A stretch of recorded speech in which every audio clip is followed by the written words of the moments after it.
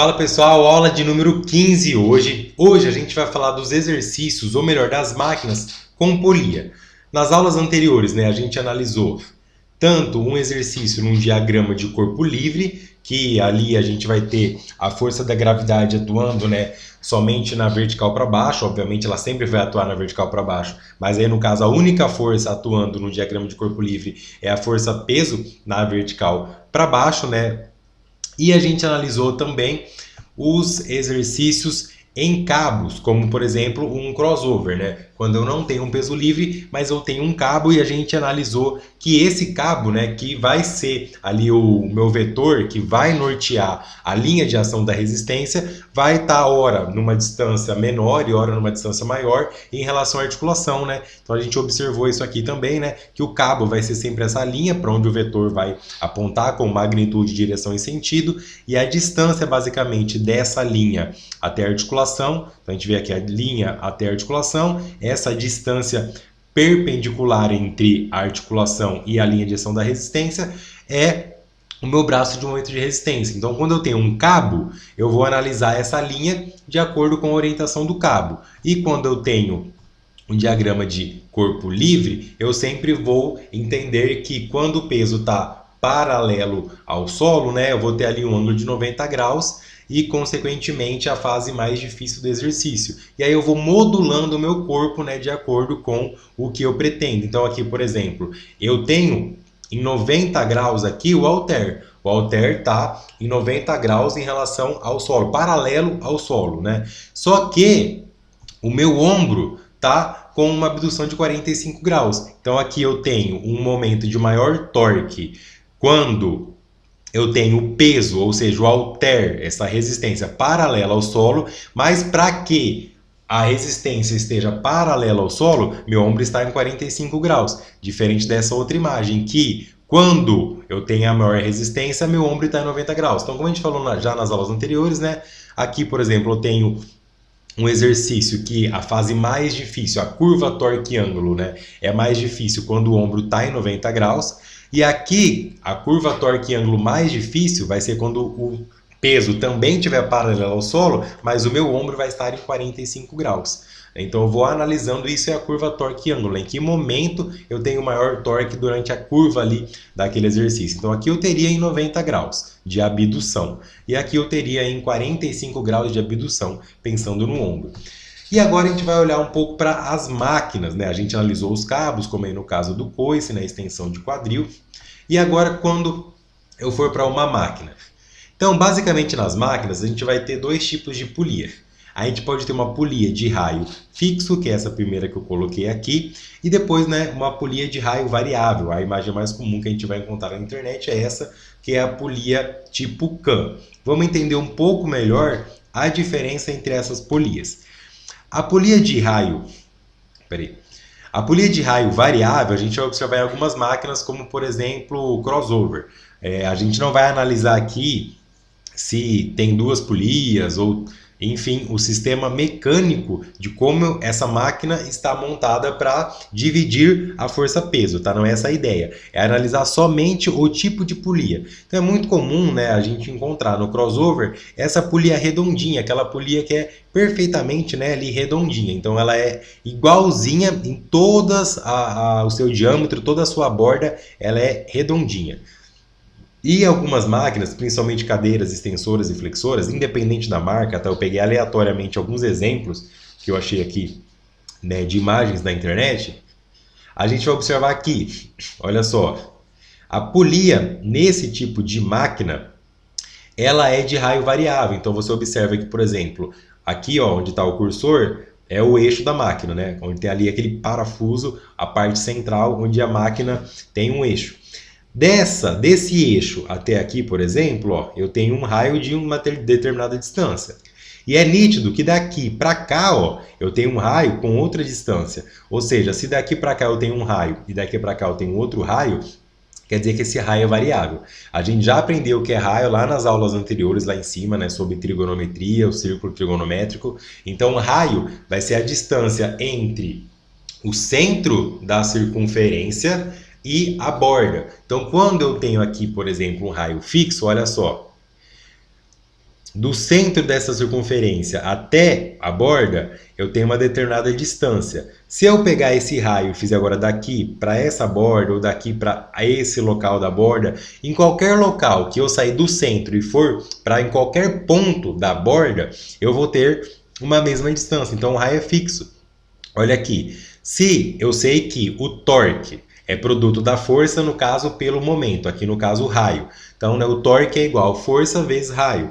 Quando a gente fala que o torque é igual força vezes braço de resistência, por exemplo, eu estou pegando essa distância. Então, o raio aqui representa a nossa distância. Então, nada mais, nada menos, o torque aqui vai ser produto da força-peso, que é ali, literalmente, né, a massa que você coloca em quilos no aparelho, multiplicado pela ação da gravidade. Então, eu tenho a massa em quilos com a aceleração da gravidade, eu vou ter a força-peso.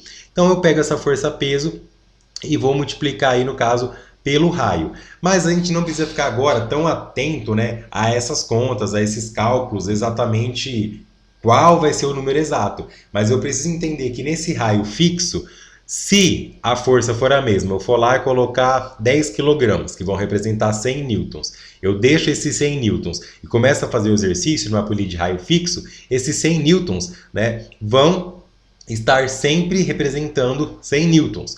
Por quê? Como o raio não varia, se a força também não variar, o torque será constante. Então, se eu colocar 10 kg, que é 100 newtons, e fizer o exercício numa polia de raio fixo, sempre vai ser essa força-peso que vai estar ali sendo puxada, beleza? Em teoria, né, o que a gente precisa entender de fato na nossa aplicação é que essa polia de raio fixo vai manter um torque constante. É claro, se você for lá e colocar mais peso, você vai aumentar essa força-peso, vai aumentar o torque. Se você diminuir o peso, também diminui o torque. Mas se você deixar uma mesma força e fizer o exercício ali repetidamente, o torque vai ser sempre constante. Já no caso do raio variável, o que eu vou observar? Que em determinados momentos, eu coloquei aqui a seta, onde dá para observar no cursor, né? Como se, por exemplo, esse cabo, né, estivesse sendo puxado aqui na vertical para baixo, né? Então tem uma máquina que está puxando esse cabo aqui na vertical para baixo. Obviamente esse cabo ia ser puxado e essa polia, né, ia girar, ia ter essa tendência de giro. E essa tendência de giro ia acontecer porque existe aqui um eixo. Então, todo o torque, toda a tendência de giro, né, vai ser dissipada ali, aplicada num eixo. Se esse eixo permite o movimento, então olha só, né, esse ponto preto aqui é o parafuso ali onde está conectado na máquina. Se esse parafuso aqui, que é meu eixo, né, está permitindo o movimento dessa polia, quer dizer que eu tenho esse movimento rotacional. Então, eu vou produzir um torque. Conforme esse cabo é puxado para baixo, eu vou mudando a conformação dessa polia. Então, olha só, aqui nesse momento, por exemplo, a polia, olha a distância da polia até o cabo. Então, eu tenho um raio grande entre a polia e essa porção aonde o cabo está sendo puxado, né? Então, eu tenho um raio grande aqui nesse momento. Conforme o movimento acontece, eu mudo a posição dessa polia, porque essa articulação, né, esse eixo permite esse movimento rotacional.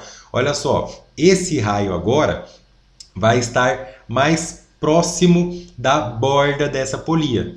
Então, eu tenho um raio de caráter variável, porque nesse primeiro momento aqui nessa imagem, eu tenho um raio maior. Conforme essa polia se move, o cabo sendo puxado aqui na vertical para baixo, ela vai fazer com que, né, a polia se mova também por meio desse eixo, e aí agora do meio da polia, no sentido do eixo, até uma das bordas onde o cabo está sendo tracionado, eu tenho um raio menor. Então, por isso que eu tenho raio variável. Nesse caso, olha só, né? Torque também sendo produto da força vezes a distância, no nosso caso representado pelo raio. Como o raio varia, ou seja, tem variação da distância do raio, ou seja, do eixo até a borda. Como eu tenho variação nesse raio, mesmo a força não variando, há mudança no torque, porque eu tenho aí uma, né, polia de caráter de raio variável. Então, mesmo no caso aqui, a força representada pelo F, né, não variando, o R, que é o raio, varia. Então, se uma das duas varia, eu vou ter uma alteração aqui no torque, que é produto da força, né, e do raio, como a gente já gravou bastante. Beleza? Então a parte mais importante é isso. Eu observar que existem polias que têm um raio fixo, que o torque vai ser constante. E observar que existem polias que têm um raio variável, que o torque vai ser variável, porque a distância entre o eixo e a borda dessa polia vai se alterar. O que é interessante, né, eu observar nisso? Deixei uma imagem dinâmica aqui, por exemplo, né, numa polia. Uma polia de raio fixo, coloquei o exemplo. Numa remada. Olha só, eu coloquei aqui uma linha azul que representa a orientação do cabo no ponto de partida, quando a pessoa começa a fazer a fase concêntrica. E a linha vermelha representa a orientação do cabo, tá? A linha vermelha está passando em cima do cabo, se você observar aqui, ó, no final da fase concêntrica. Ou seja, como a gente já observou ali no exercício de coice, por exemplo, né? Quando eu tenho, vamos lá, um exercício de cabo vindo de uma polia, essa linha azul representa a linha de ação da resistência. E você observa que, na hora que a pessoa vai começar o exercício, ó, deixei dinâmico para a gente conseguir avaliar essa diferença simultânea. Comecei o exercício, eu estou com o cabo alinhado nessa linha azul. E ó, a minha articulação nesse ponto azul, agora, nesse momento. Então, observe a distância perpendicular entre esse ponto azul, que é o que representa a minha articulação, coloquei um exemplo, a articulação do ombro, né? Então, olha só, a distância entre o meu ombro, a articulação do meu ombro, e a linha de ação da resistência. Perceba como é uma distância, né, relativamente pequena, ou seja, eu tenho um D aqui pequeno. Isso aqui é meu braço de momento de resistência. Então, eu tenho uma distância aqui pequena. No final da fase concêntrica, a gente vai observar que esse cabo mudou a sua orientação. Agora, né, ele não está orientado ali praticamente numa diagonal para cima, ele está quase horizontal de fato, né? Quase paralelo ao solo, ao chão. Nesse caso, essa orientação automaticamente já desceu, já ficou mais longe do meu ombro, né? Então, a distância que eu tenho dessa linha de ação da resistência até, olha só, a posição que meu ombro vem agora, até a articulação eu tenho um D muito maior, percebe? Eu tenho uma distância maior.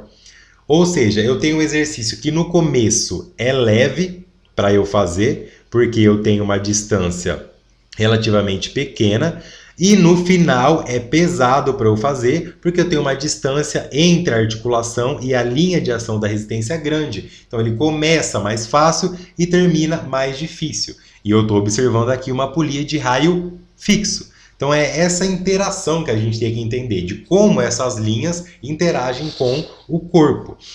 Se eu tivesse aqui uma polia de raio variável, por exemplo, talvez, né, eu poderia entender que no momento que é mais difícil para eu fazer o exercício, como na linha vermelha em relação ao ponto vermelho, essa polia teria um raio menor, fazendo com que o torque final, né, o produto final do torque, fosse menor. Então, essa é a ideia, né, da máquina e das polias, para que essas máquinas e essas polias interajam com a capacidade de produção de força no corpo.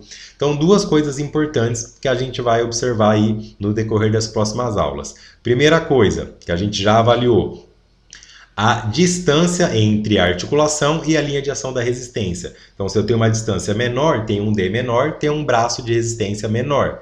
Se eu tenho uma distância maior e um braço de resistência maior, né, eu vou ter uma dificuldade maior porque eu aumentei esse braço. Então, esse é um primeiro ponto. E o segundo ponto, muito importante, que a gente vai avaliar em outra fase aqui do curso, é a curva comprimento-tensão do músculo. Então, o que acontece? A gente sabe que o músculo-alvo aqui, por exemplo, é um deles, de uma remada, é o latíssimo do dorso, que ele vai ter a sua origem lá na face tóraco-lombar, nas vértebras lombares, né, até as vértebras altas, e vai ter a sua inserção no úmero. Ou seja, quando eu tenho o úmero longe do meu tronco, eu tenho esse latíssimo alongado. Quando eu vou fazer a extensão do ombro, né, aproximando o meu úmero agora do meu tronco, ou seja, aproximando a inserção da origem, eu vou encurtando o latíssimo. E a gente sabe que perto, né, da insuficiência passiva ou ativa, ou seja, quando o sarcômero está muito encurtado ou muito alongado, eu tenho dificuldade de formação de novas pontes cruzadas,